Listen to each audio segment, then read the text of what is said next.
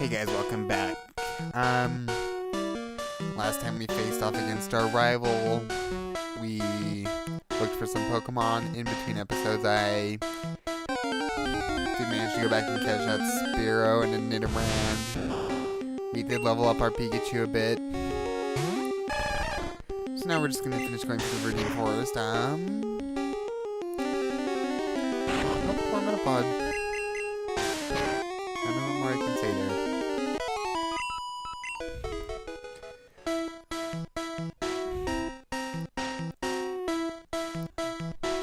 So some special edition 2DS systems were just announced for Europe. They're for the Omega Ruby and Alpha Sapphire versions. One's like clear see-through bluish color, and the other's kind of like the same thing in just red. If you got the Game Boy or N64 colors that had the see-through plastic, those were always neat just to see what the inside of the systems kind of look like. It's kind of the same feeling as with the systems I saw myself. They're not probably coming to US, but it's not a big deal. They're just 2DS systems. The thing we should be more offended about is the new 3DS plates that are exclusive to Japan have Kyogre and Groudon on both sides. That's actually pretty neat. I would get the Kyogre one probably.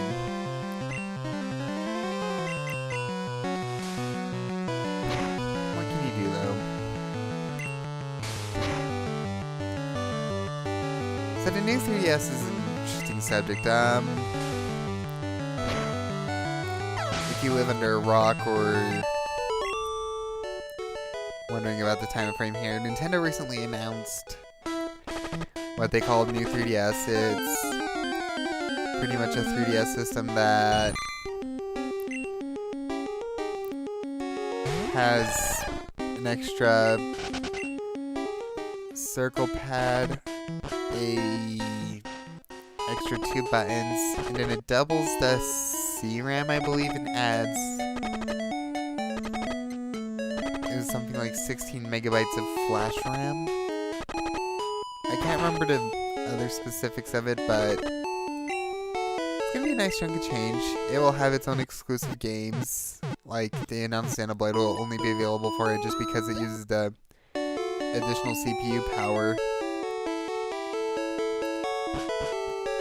It's something that a lot of people dislike. How dare Nintendo release another system to replace the 3DS? The 3DS hasn't been out for 4 years yet and blah blah blah. True. On one hand though, it's not that much different from when Game Boy Color released. I mean, granted there was a bigger span between Game Boy Color and the original Game Boy, but I think it kind of became necessary. I know there are some games on 3DS that eat up the entire CPU and can cause issues, and they were very restricted, like Super Smash Bros. Had problems on normal 3DS.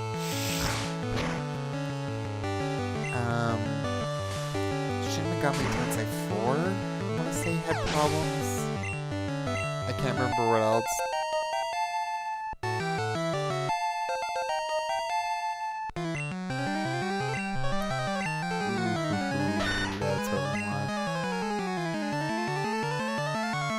Oh my gosh. You're saying true? What the hell is wrong with you? You guys see that? That's not normal. It's gone now, but it Wasn't normal.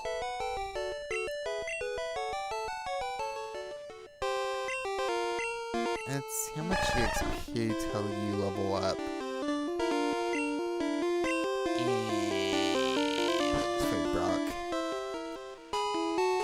We'll go heal and then we'll go fight the gym leader.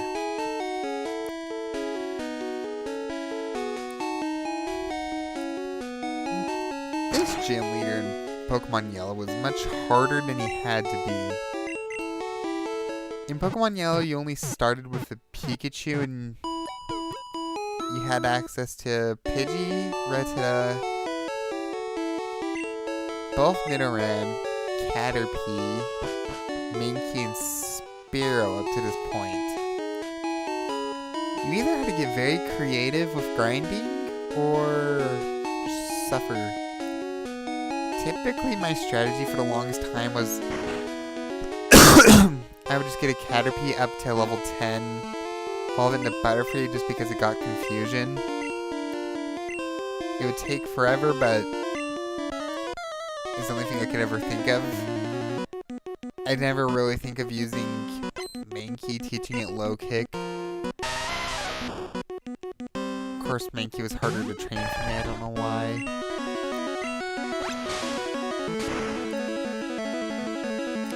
And Pokemon Yellow was actually the first Pokemon game I had for over a year, too. It wasn't until I got rid of Blue later, barely before Gold and Silver came out, that I realized it was actually supposed to be a lot easier. Okay, the sprite for Onix here kind of reminds me of that one George Costanza meme. I seriously hope you don't do this.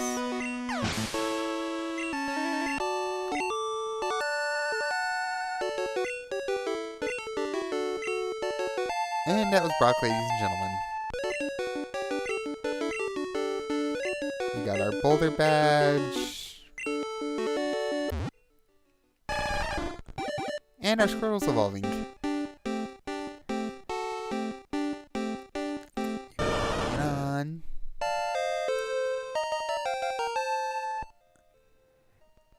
Oh, how far we've come in the evolution animation. Got Team 34. Don't care. I don't think I could exactly be trading with anyone. I don't know anyone else with a Japanese copy of any Pokemon game. And you can't exactly trade with the OS versions of Gen 1 and 2, or it kind of freaks everything out. That's a true statement. If you import Pokemon Green or any Japanese versions, do not trade with US versions.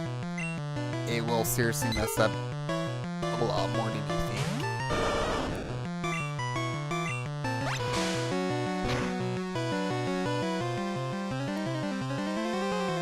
Alright, down goes. This is gonna turn into a repeat of the rival battle, isn't it? No, it's not that mean.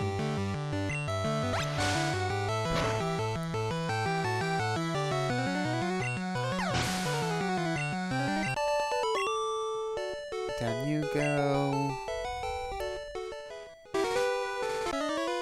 Okay.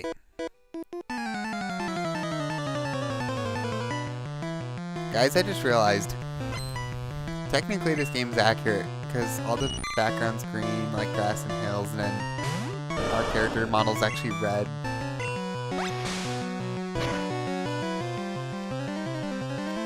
Very few of you watching know what I'm talking about. Well, these games have limited palettes. If you can't tell, you can only put 8 colors on the screen at once.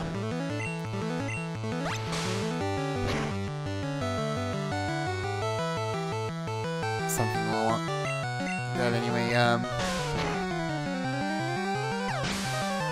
and so games like this would only typically have like one color for the background, one for all the characters, one for shade or outlines and white. You see what I'm talking about? And so, with different versions of Pokemon, each thing would change. Like in Pokemon Blue, character would be red and all the background would be blue. In Pokemon Red, I believe it was vice versa. US versions. Then Pokemon Yellow would actually change colors depending on where you were. I still say Pokemon Yellow was the best Gen 1 game just because all the stuff it added and let you get all the stars. I'm a fire in my blood.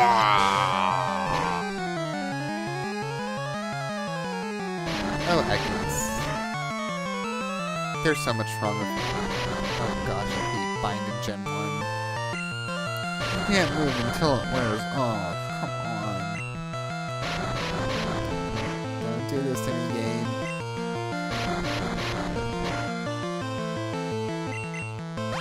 Yeah?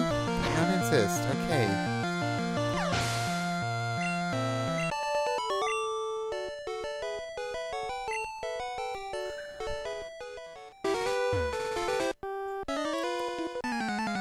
What about you? Wow, we're just kicking butt this session, aren't we? Level 9 Beetle in its natural habitat, the bug catcher. As you can see, the Beetle puts up no fight, as it is very futile to resist. The blind Kokuna does not tend to fare much better, except it does have a little higher physical defense, but I'm using what type moves that are special in level Gen 1 regardless, but does not matter.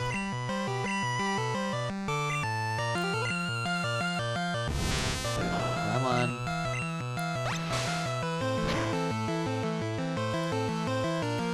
I forgot how much spam these guys were, jeez. Yeah, it's experience, oh well.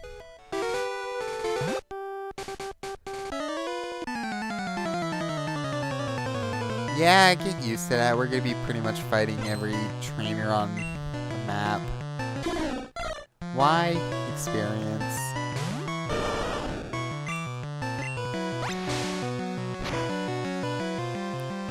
There's some you won't fight right off the bat, just because I want to use glitches with them, but yeah, other than that. So I'm pretty sure some of you are wondering, am I going to be using that glitch? We all know which one I'm referring to, Missingo. Infinite items, stuff like that. No, I actually can't. Believe it or not, my cartridge won't let me. If I try to load up Missingo, it just crashes. It doesn't matter how I try to do this glitch. I can do it through the old man, I can do it through the Mew glitch. It just crashes. So we're gonna have to play this game normally. I.e. get to the Victory Road, hope I have the XP all by then. Grind the crap out for about 100 or so hours. Then save the Master Ball for Mewtwo, because God knows I don't want to deal with him for more than I have to. We haven't had it yet, but this game is much meaner than later gens. It's actually possible for your Pokeballs to miss when you throw them. And catching rates can be a lot more painful.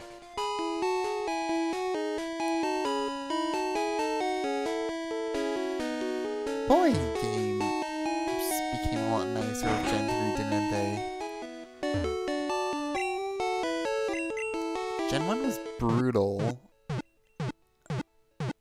Actually, Gen 2 wasn't that bad with catching rates, except for the legendary beasts, and oh gosh, that.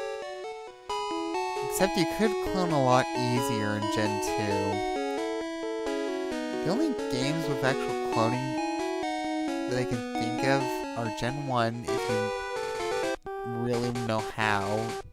Gen 2 is easy. There's one in Emerald for Gen 3. Gen 4 and 5 don't have any that I know of. Gen 6 has the same cloning glitch as Animal Crossing. I'm not even going to explain how to do it, just look it up. It basically, if you have a 3DS or 3DS XL and you have a friend that has the same, it's possible for you to clone Pokemon. It's a pain in the ass, but it's possible. Just practice it on Pokemon you don't really care about first, though. It's very easy to lose your stuff. Same with Animal Crossing.